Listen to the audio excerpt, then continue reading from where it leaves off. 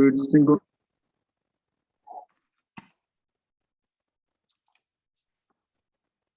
Namo Fundamental Teacher Shakyamuni Buddha. Namo Fundamental Teacher Shakyamuni Buddha. Namo Fundamental Teacher Shakyamuni Buddha. The unsurpassed, deep, profound, subtle, wonderful Dharma in 100,000 million eons is difficult to encounter. Now that I have come to receive and hold it within my sight and hearing, I vow to fathom the thus come one's true and actual meaning. Good, thank you. Actually, I start teaching the kids about the depression, and from that, they will learn about the depression in the Western psychology, and I will incorporate the Buddhist psychology. So we will look deep into it. So later on, I will have chance to share to our class. So that will be very helpful, because that is the number one mental disorder disease in the world. And it will lead into the commit suicide. And I just it happened to me that when I start teaching that for last week, and there were the family of the kid that I teach Buddhism, and she said that her granddaughter commits suicide, and luckily they be able to catch it before that go even worse. But you know what the daughter said to her mom that she will do again. So when we in the depression mode for a long time, that everything could happen.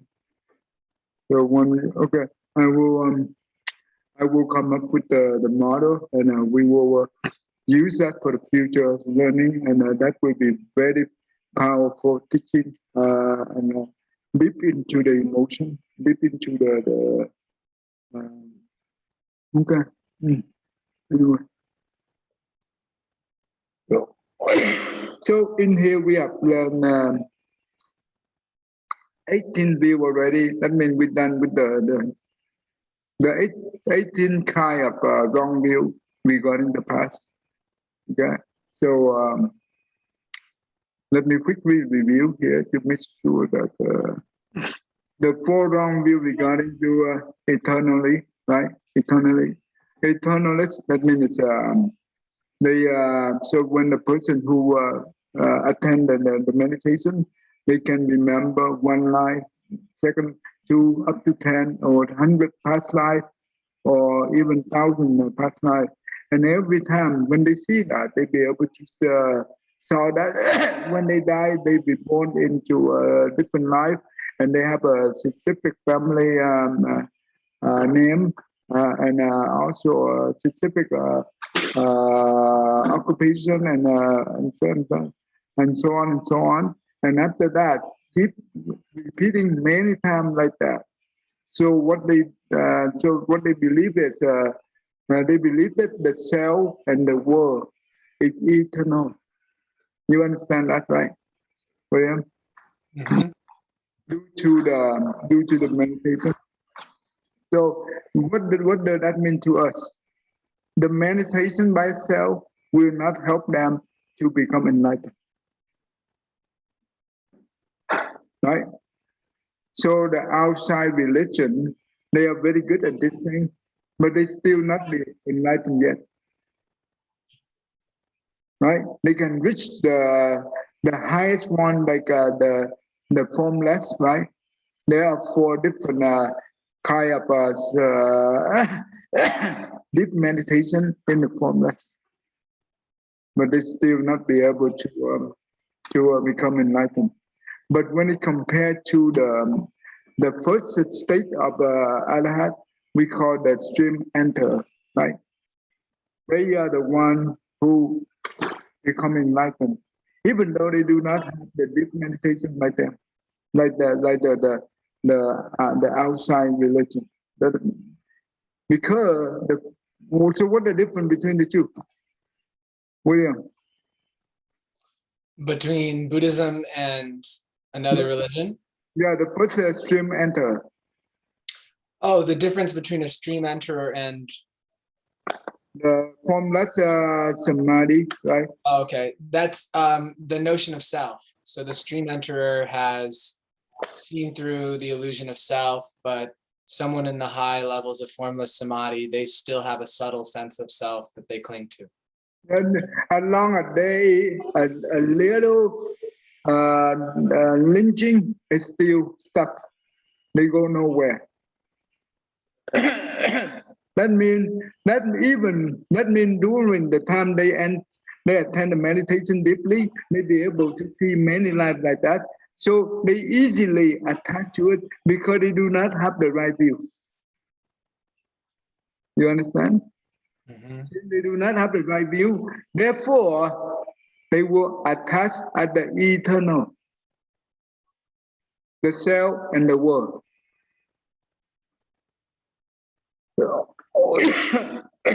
The second one is we have the four wrong view regarding partly eternal and non-eternal. What does that mean? Well, you remember that in the form realm, right? We have 18 different heaven realm, right? The first state of Chan, right? Chan we call the first state of meditation. They have three realms belong to this one. Second state, they also have another three. Third, they also have another three. Four, they have four belong to the fourth state.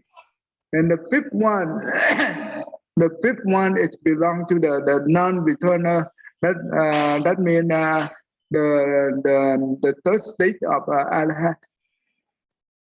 They have five different heaven belong to third Arhat, third state of Arhat. So they are total up to 18. So let's say that when the one attend the second state of meditation, they enjoy the life is very long. But when their blessing and lifespan is exhausted, they will fall back to the lower realm, like the first state of meditation in the form realm. So at that time, the form realm of the first state of meditation is empty, right? Nobody there. That means the first one who born there, and he stay there for a long time. And you know what? Suddenly he become bored, and he said that, you know what? I wish I had someone to be a companion, right? So when he have the thought like that, what happened is it's coincidence. It happened to be the people in the higher realm of the second state of meditation. They also exhausted their blessing and they fall into this realm. And that's why the one who have a thought like that, and he said that, oh, due to my thought, this one is these people come to life. And that means I'm the creator, and they were created by me. Does it make sense so far? Yes. So the creator considered to be the eternal, the one who been created, considered to be the partial. It's a non-eternal.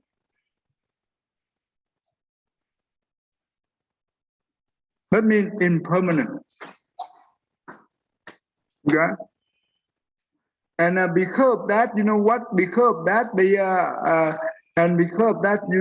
those people, when they stay there, and after they exhaust their blessing, and during nearby death in the form realm of the first state of form realm, they have they arrive with the jealousy, and that's why it's clouding their mind. And therefore they fall into the human realm. And when they in the human realm, because in the past life they are the one in the heaven realm with the meditation skill, they be able to practice the meditation, they be able to enter the meditation state, they be able to remember the last existence. And they say that, you know what, the creator who have no what you call, who have no the mind very clear and have not defined, right? They are the one who eternal, and the one who define, they are non-eternal. Does it make sense so far? Yes. Okay. Tell me, and Thăng Thiện, I hope you follow me, right? Yes. Okay, I just review what we have learned so far. Thăng Thiện, where your brother, Thăng Thiện?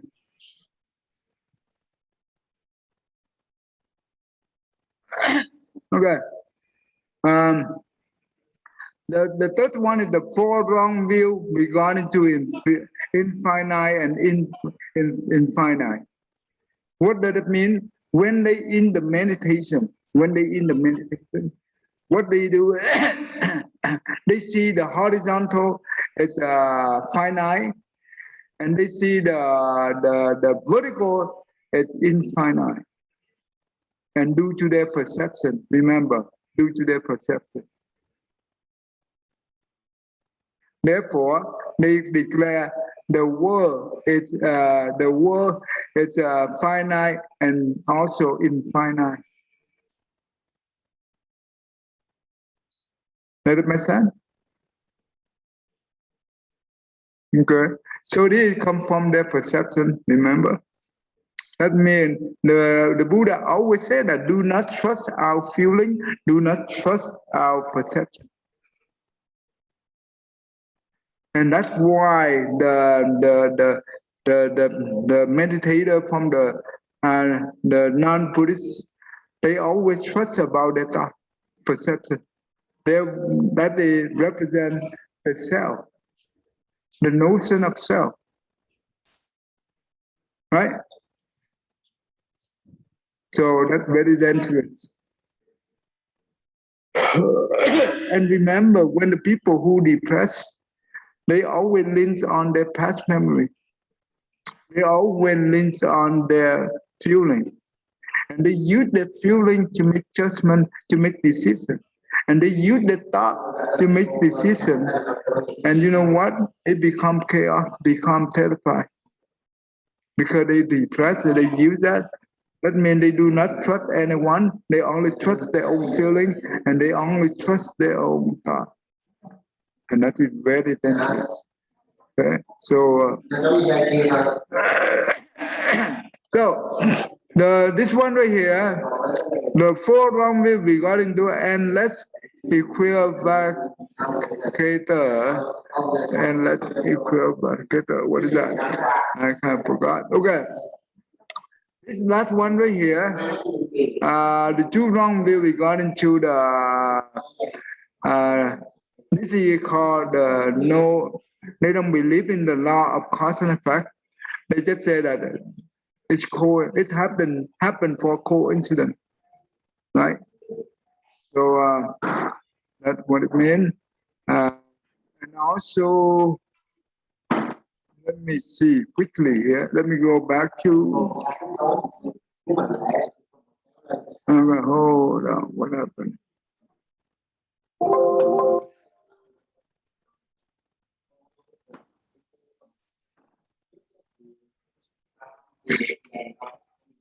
Okay, quickly here. Let me see. We go to quickly.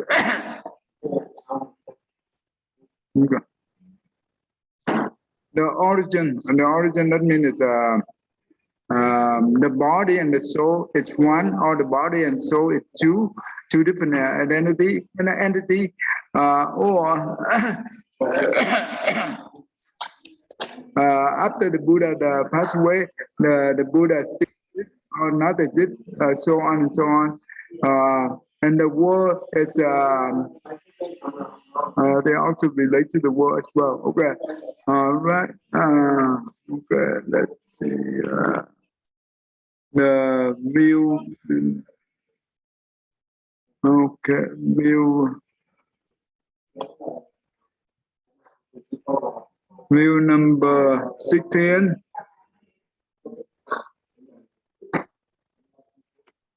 Oh, okay. This one right here is the this is related to the ill, the L weaker. That means that they always relate what whoever try to ask them something, and they are free to answer it. And because if they answer it, and they will show their lack of understanding, all the people will laugh at them, and they do not have confidence. So what they do is they similar to what no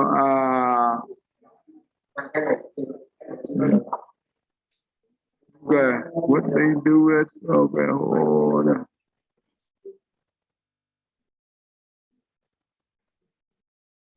They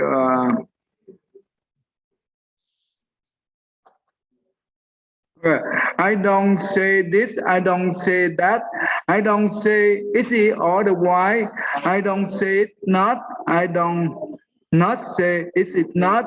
This is the first. So basically, they try to avoid to answer directly. You understand? If someone try to ask them and they are afraid of reply directly to the question, so if they do, and if the other people try to ask them something that they do not know, they will stuck and they will be ashamed. So the way they do it, they use this kind of saying to avoid the reply to the question. So that's why we call the ill wiggle. Because wiggle tức là the ill. Why? The ill have no bone, right? Just like our tongue, we have no bone. Uh-huh. And this is a very dangerous thing. So there are 4 different cases like that. And the first one is related to fearing to lie, right? That's why he uses try to avoid that he tell lie to them. Because when he tell lie, other people might know. And the second one, he feel he feel about the desire and hatred or the anger arise, because when the people say at him something that he do not know, he might have this kind of behave. Therefore, that cause him fearing. That's why he also use those kind of saying to avoid that.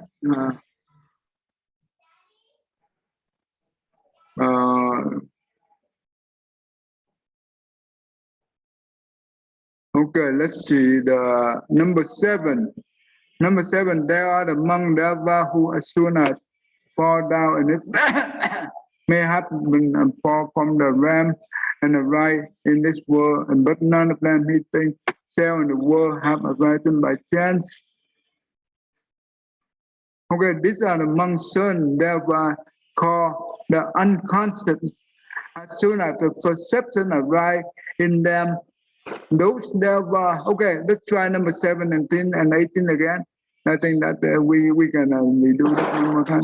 Okay, William, try the number 17. Wrong view, number 17. There are monks, certain devas called unconscious. As soon as perception arises in them, those devas fall from that realm. And it may happen that a being falls from that realm and arises in this world. He recalls his last existence, but none before that. He thinks, the self and the world have arisen by chance. How so? Before this, I did not exist. Now, from not being, I have been brought into being. This is the first case. Do you understand? No. Do you understand what is this? Yes. Yeah. So that these beings, a particular type of heavenly being, is unconscious in their heavenly state. When they say the unconscious, what the kind of Deva is that? It belongs to what realm? That be the formless realm? Yeah, the formless realm, right? Yeah. So when he have the perception arise, what happened to him? well, then he falls down to another realm, and it could be this realm, Yeah. the earthly realm. And if he does fall down here, and then is able to recall his last existence through, meditative practice, then he concludes that he or she just came about by chance, because they recall there being nothing, and then all of a sudden they existed and then became a human. Yeah, because the last existence is it's in the state of unconsciousness, right? Mhm. That means to him, that means that nothing happened before. Right now, suddenly happened. That means it's by chance, right? Mhm. Mm. Okay, that's good. All right, good. Thăng Thiền, you want to read the 18? Yeah, I'm up at wrong view number 18. What is the second case here in ecstatic? Brahman is a logician, a reasoner. He hammers out his own opinion and declares the self and the world have arisen by chance. This is the second case. There are two ways. Oh, yeah, go ahead, go all the way now. There are two ways in which those ascetics and Brahmins who are chance opinions proclaim the chance origin of the self in the world. There's no other way. Okay, stop right here. So, what do you? I think we talked about this last time already, but what we say about this thing? Yeah, we'll put that. This is you talk about the ascetics of Brahmin. They're the one who make reason. They always does a lot of thinking and make a reason about something. They have their own opinion, and they think the self and the world are eternal.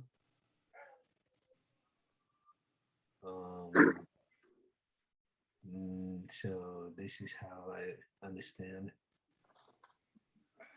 Okay. So compared to the last one here, and compared to all the other people about the view 1 to all the way to the view number 17, what is the difference here? Do you know? What is the main difference in here? Yeah, I don't remember all the view, but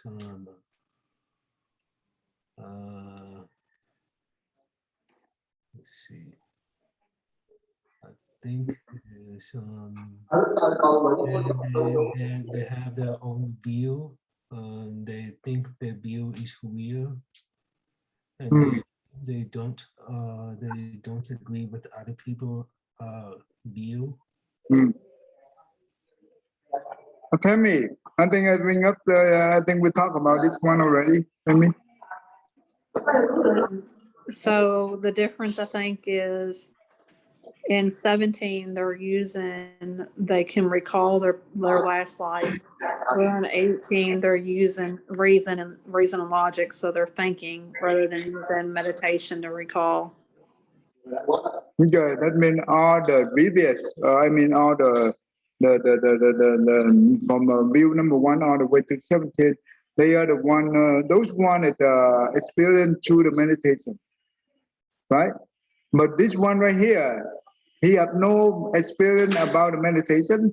He only use his logic to analyze. So which one is better? The William.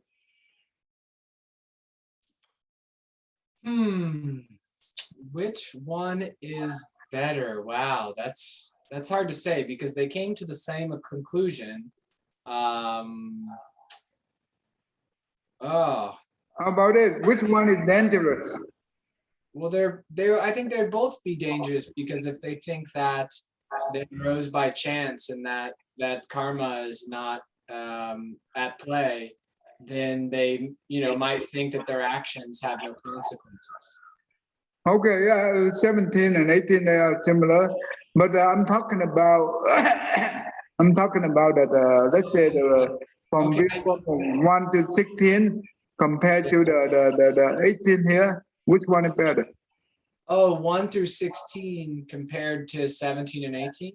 Well, Yeah, I know one dynamic was we were talking about trusting our thinking and speculation. So in 18, they're instead of a direct experience of remembering a past life, they're trusting kind of limited logic and reasoning to come up with what's the absolute truth. So that's particularly dangerous. Um, and then between all of them, I think 17 and 18, if things are chance and not driven by karma, then that doesn't tend people to like tend towards good actions.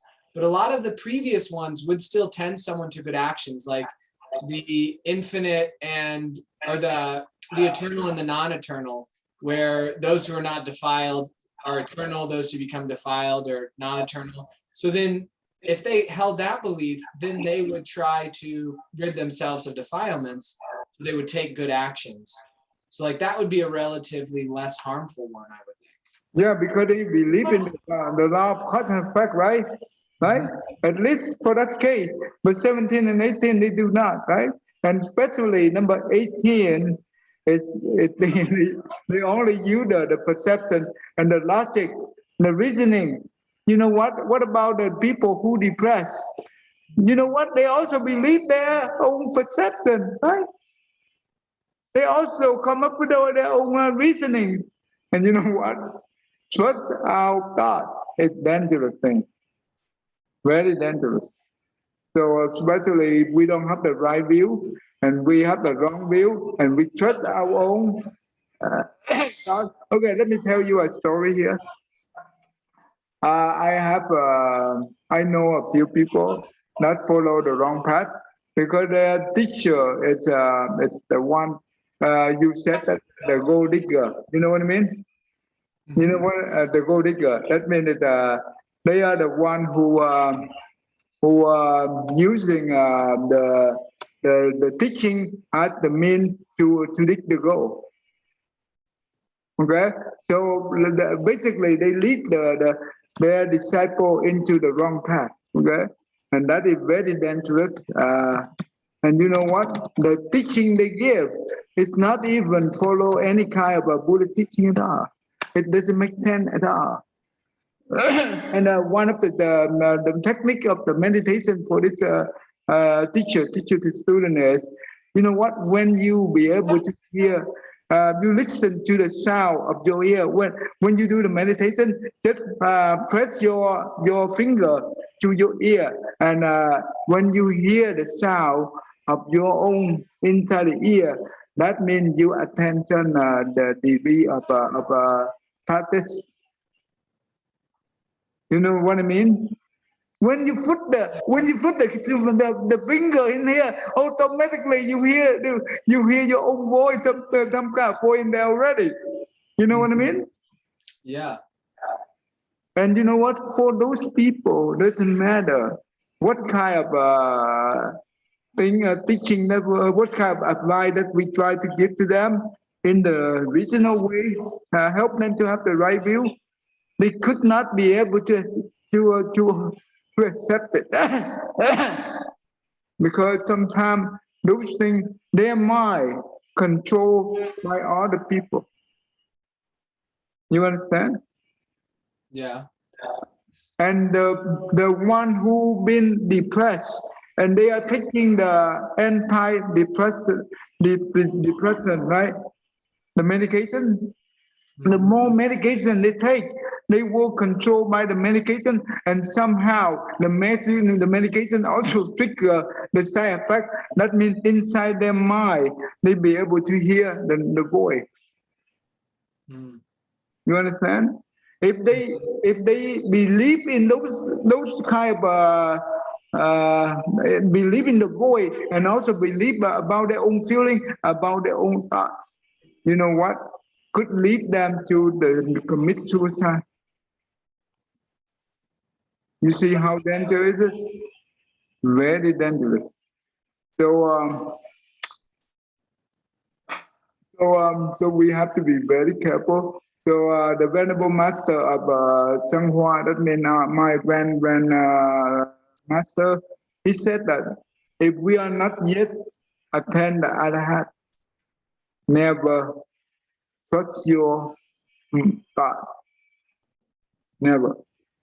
Only when you attend the Arhat, trust your thought a little bit, not too much. Don't let the thought deceive us. Don't let our feelings deceive us because they do it all the time. Okay. So the people who using the reasoning logic without direct experience, oh man, those people put themselves in trouble, and they also lead other people into the wrong way. Do you know what? Do you remember the Karma?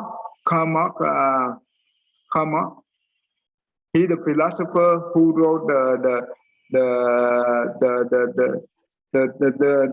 theory about the communists. Oh yeah, Karl Marx. Karma. You remember? You learn about him, right? Yeah. Right. There were two authors. He and his friend.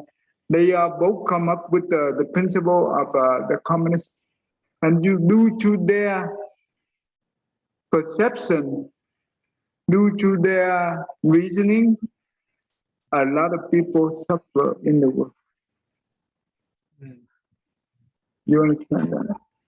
Hemi, you understand what we're talking about, Hemi?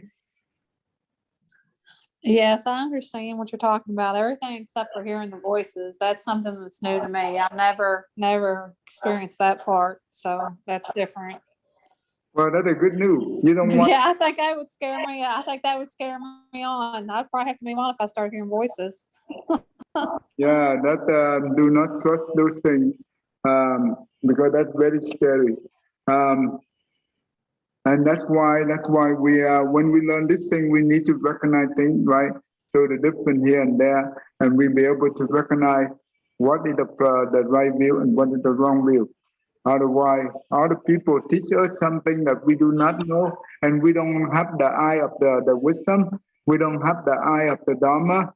We cannot be able to distinguish. And when we make the wrong decision, we do our own life for a long time.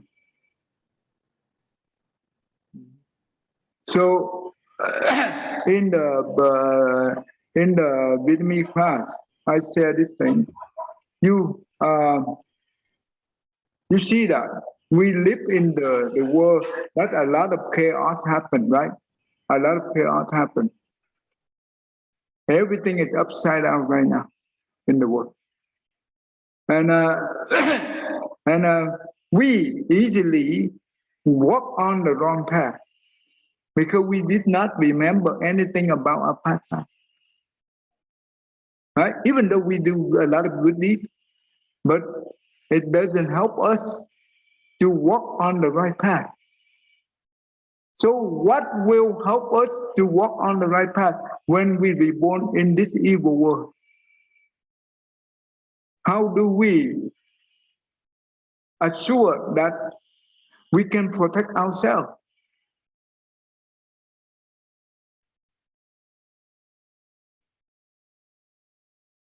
William? I would say right now when we're able to right practice, so having, holding the right views, practicing correctly, that we build a sort of that momentum, and then we develop the sort of affinities with good people who also hold right views and have right practices. In addition to continuing to like doing good things for people, being generous. Okay. You see a lot of people in the world who have power, right? They are the one who run for president. They are the one who run for whatever the government office position, right? Officer position, whatever. And a lot of people who are rich, millionaire, billionaire, due to their good deed in the past, right? They did a lot of good deeds in order to have this kind of blessing. But how come when they enjoy the blessing, they cause a lot of people suffer? How come? Tell me, how come? Because they've created wrong conditions. So through their greed and jealousy and hatred or ignorance, I guess they've created problems for other people. Being selfish. William and Thang Peng, what do you think? This is very important. If we understand this, and whatever we do now, it will shape us in the future. Our future life, not only this future. I recall from it's said well in the Six Patriarchs Jewel Platform Sutra, where they say, some say to seek blessings is to practice the way. But though in the future you may be blessed, I forget the exact wording, but basically you're still subject to the three poisons of ignorance, anger, and greed. So having, doing, in order to do a good deed, it does take some degree of insight, and it takes some degree of trust in karma. So like a good deed is good, but it doesn't require that someone's motivation is pure, because if I trust karma and I believe that if I do something good now, I'll get something back, then I'm just self-interested. So it's no difference than a sort of business exchange. It's the same sort of idea. If I, go to work and I do something and someone pays me, so I'm expecting some sort of return from the good deed. So yeah, that wouldn't be any protection against greed or anger or ignorance in the future. So this is what the Buddha said inside the Adornment's Cloud Sutra. Doesn't matter how much good deed you did. A lot of good deed, numerous of good deed, immeasurable of good deed. But if we forget to resolve the body mind, the bodhicitta, okay, then all the good deed equal to the demon deed. Do you understand what I just said? Why it's equal to the demon deed? Because the demons are taking their actions to benefit themselves. So they're not doing things to help other people. They're really doing it to help themselves. So if we're doing good actions, not out of a desire for all beings to awaken to the way, but actually just in order to have blessings in the future, well then it's just another expression of desire. Okay. When we do a lot of good deeds, right? And we don't know how to generate the bodhicitta, that means we don't know how to practice the loving kindness and compassion truly. Then that means all our good deeds only based on the self, right? And those good deeds based on the self, that means we still not be able to transform the three poisons that you said. And when the next life, when we enjoy the good deed result, those things, three poison come up again. That means greed, hatred, and ignorance is arise quickly. And at that moment, when we enjoy this thing, we did not remember about our past life. And we arrogant, and we enjoy and we harm other people because we hungry for power. When we pray a lot of karma, we woe. That means the first life we pray good deed.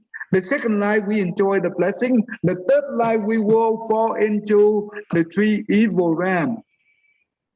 We fall quicker and deeper. That's what I call the demon. Because the demon this put us down into the evil realm.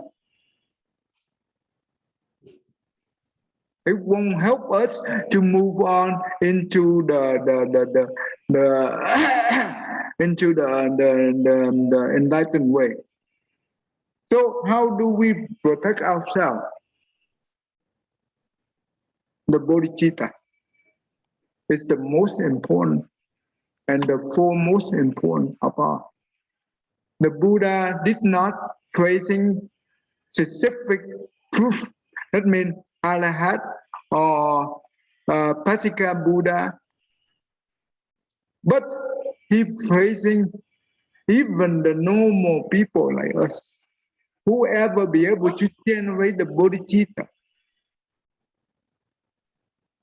That means the motivation of loving kindness is put us to liberate to benefit the living being.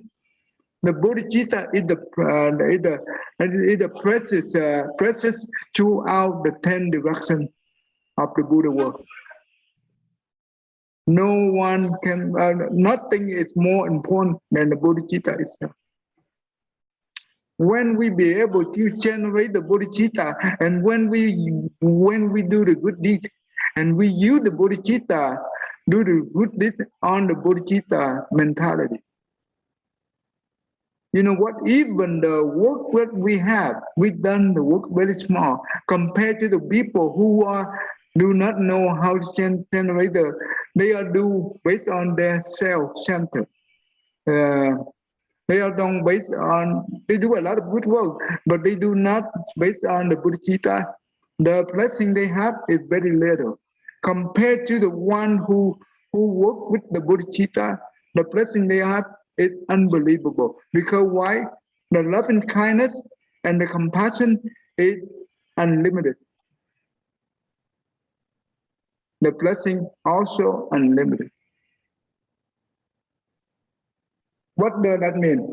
And when we die, right? Usually the one who do the good deed, when they die, what are the two criteria will lead them to the reborn in the next life? Consciousness and karma. Consciousness and karma. That means either good karma and bad karma, right? But most of the time, the power of the karma inside the eight consciousness will control the disease, the one pathway. And we cannot control that. We cannot be able to stop our power of karma. They are the one control us. But there are certain special case. The consciousness they control the power of the karma. When let's say the near death, right? Situation. If let's say the person who did a lot of bad deeds in current life, but when they are about near death, and somehow he fortunate to meet the good advisor and help him to have a good faith in the Buddha, Dharma, and Sangha. That consciousness becomes very strong faith, right? And that strong faith will lift up the whole power of the karma into the good consciousness way. That means in the good realm. Does that make sense to you? Vice versa. If the person who did a lot of good deeds in the current life, but somehow when they come to the near-death situation, he have the bad affinity at that time. That means someone caused him get angry. And the anger arise quickly, control his mind to create the bad evil, the karma and evil thought at that time. And that evil thought becomes so strong, it will fool the power of the good deed into the evil realm. Does that make sense to you? Tell me, you understand so far? Yes, and I think that that's why it talked about when you're developing the bodhicitta to make sure that you transfer your merits, that you dedicate your merits. Anytime you do a good deed, to make sure as soon as you do the good deed, to dedicate those merits. Because if you don't, and then you have a moment of anger, like you just spoke of, then all those good deeds disappear. Yeah. That's something I didn't know about, and I still don't know how to do appropriately. Okay. But yeah, so whenever you do a good deed, then you have to dedicate the merits so that if something, when you get angry or something, you don't lose all the benefits of those good deeds. Okay. The bodhicitta, there are different ways to generate it. You can use the format to generate it by step, just like you said. When you do the good deed, you transfer the marriage. That is one way. But the best way is you make it, you build in the bodhicitta yourself. It becomes automatically. You don't have to transfer the merit each time you do that. Because all the time your mind always think for others. That is the best bodhicitta. That is the best transfer marriage of all. Does that make sense to you, Tammy? So as long as you're doing the action to help another or to benefit someone else, then you don't have to worry about transferring the merits because you're already doing it not as a selfish thing, but just for the benefit of someone else. So you don't have to worry about it. No, it's good to do the transfer the merit. It's always good. Nothing wrong with that. But what I say is we constantly remind ourselves that we always think for others. That is important. Because when we have that more, right, built in, automatically we will purify our alaya consciousness. And automatically we will decrease the self-attachment from the mana consciousness. You see that? That's important. So let's say that we born when we die. And you know what? There are 3 different criteria to help us to be born. Besides the consciousness and the karma, we have another one they call the vow. The vow will help us to born in the good realm. And let's say that we born into the human realm like this, and we from the time we were born up to whatever the age that we still not remember about our past life. We don't know what we did, right? Let's say that we walk into the wrong path. We came and we have affinity with the wrong teacher, and we came to that teacher and we tried to, when we come there, do you know what happened? William, what happened when you come there? What happened? What could happen? If we have like a karma, a past karma of good affinities as well, and also right practices as well, or none of those. No. Let's say that we always in the past we always generate the bodhicitta, right? Yes. Let's say that when we reborn into this life, we did not remember our past life. But we have the affinity with the wrong teacher, right? When we come to that teacher, what could happen to us? Well, it depends. Like one, we could abandon bodhicitta if the teacher is not teaching that, or we could abandon that teacher because they're not practicing bodhicitta and it feels wrong to us. Okay, this is what happened. This is what could happen. Yes, we could stay there and we learn with them for a while. Then somehow our mind, the bodhicitta mind, the mentality we have, it doesn't match with the mentality of that teacher. Automatically, the built-in bodhicitta will put us away from this teacher. This will the protector we have. You understand?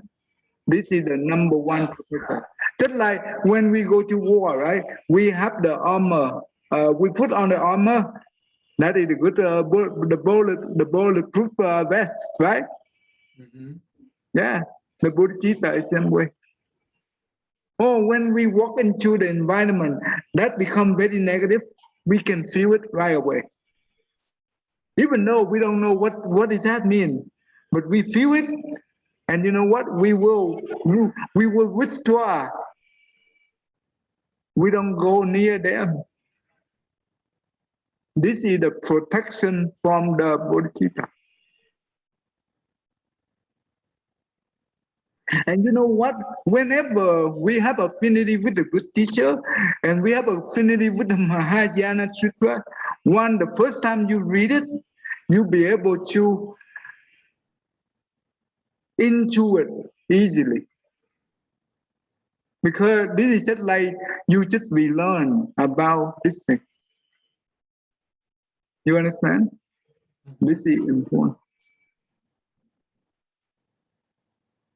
So that's why the bodhicitta is the number one important, because no one can save us. We ourselves can save us if we know how to generate the bodhicitta. Because the bodhicitta, the one who be able to generate this, is a selfless. This is unconditional love to all beings. This is the number one protector to us. And at that time, we be able to attract the Buddha and the Bodhisattva come and help us and guide us and walk us through and help us to meet the good advisor. We never be alone. Don't worry. We never be alone by ourselves. When you walk on the bodhicitta path.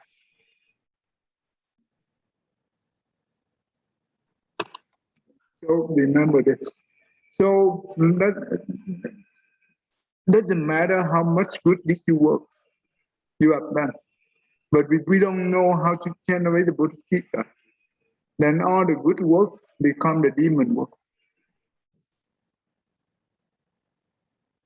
But if we do the good work based on the bodhicitta, those things will always increase the blessing, even though we don't we don't ask for the blessing.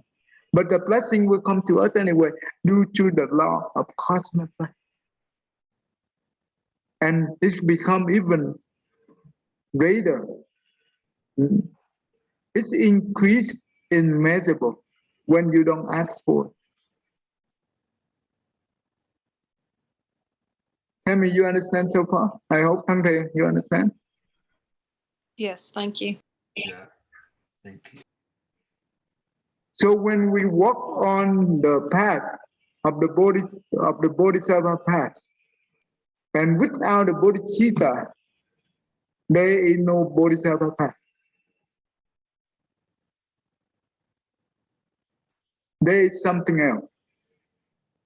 But when we have the bodhicitta, and that is where the Bodhisattva path is beginning. Because they are the one who protect us. So I want to make sure everyone understand this and make sure you clearly understood. This is the key for the practice of the Buddhist way. And later on, when we have a chance to learn, I will show you how to practice, apply the bodhicitta, especially in your own family, in your own environment. Especially the negative affinity occurs. And when the one who always have the bodhicitta, doesn't matter how bad the environment is, doesn't matter how bad the negative affinity is, he or she will never have any ill thought against that person.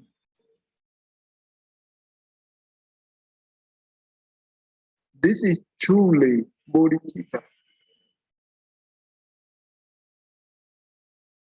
And this is truly, we walk on the right path.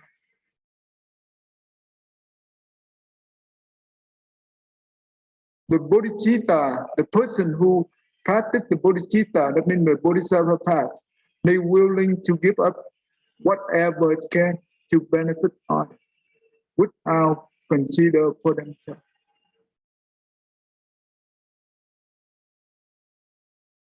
As long as they use those things as the means to transform the negative into positive, from enemy into friend. Because from the Bodhisattva, no one is enemy. The enemy within ourselves.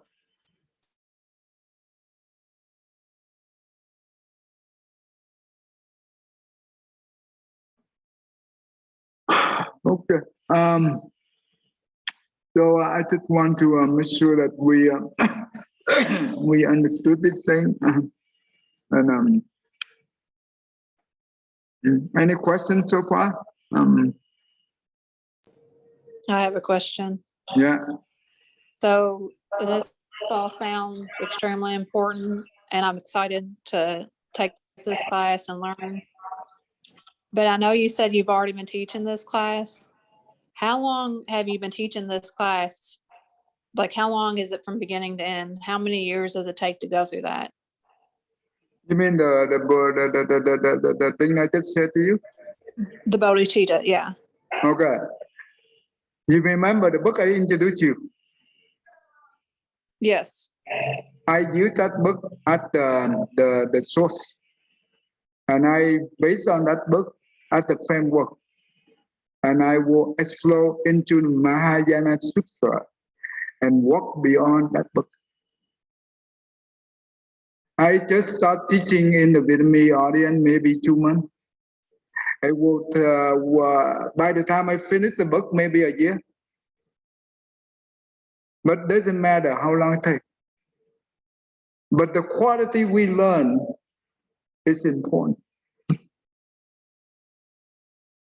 Because when you understand this, you'll be able to resolve your own suffering a lot.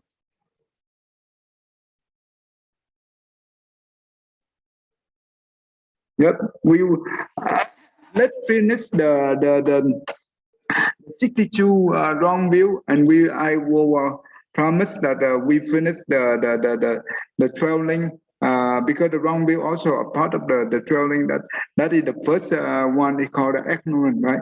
So when we're done with it, I will flow the traveling, and we will go into that one. This is the book you read. It's beautiful. But I use the book as the source. I expand that into deeper. We dig into it all the way. Based on the Mahayana Sutra, especially the adornment flower sutra. Yeah, that's important. Okay, all right. We stop right here. One time I already introduced you the bodhicitta, but I saw that maybe some of you is not ready yet. That's why I stopped. I switched gear.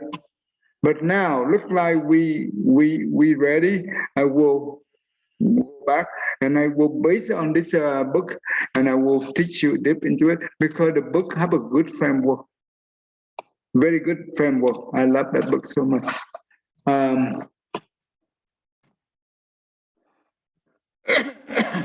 Okay, so the bodhicitta teaching is not a lot of people sharing. You don't hear this a lot anywhere. And even though we heard about the word a lot, but doesn't mean that we understand them in there.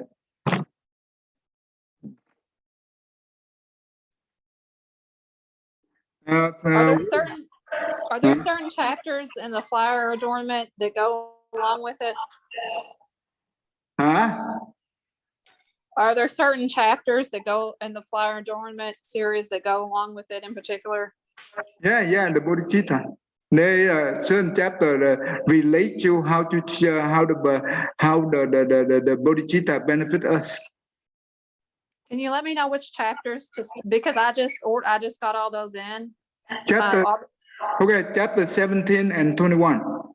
17 and 21. Okay, I'm not sure if those are ones that were in English or not. I'll look and see. You can look into that. Okay, let's stop right here.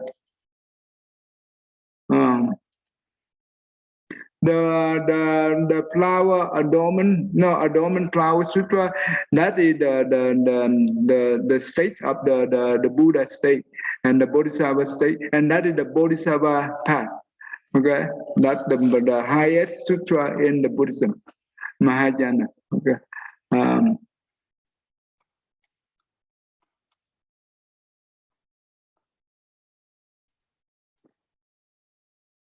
okay, John, go ahead, John.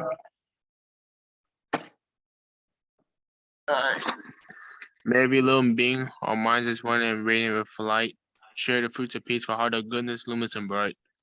The people here see our hands and heart confined, giving unity. May their minds await to great compassion, wisdom, and joy. May God find reward me on whoso lead their grief and pain. These bounds I break the darkness of the endless night. Cause our hearts are one, this world pain turn to paradise. May all become compassionate and wise. May all become compassionate and wise. Good, thank you. Unbelievable. Okay, let's do. Okay, today we will continue on the mantra, but I will show you. I think William, you did not.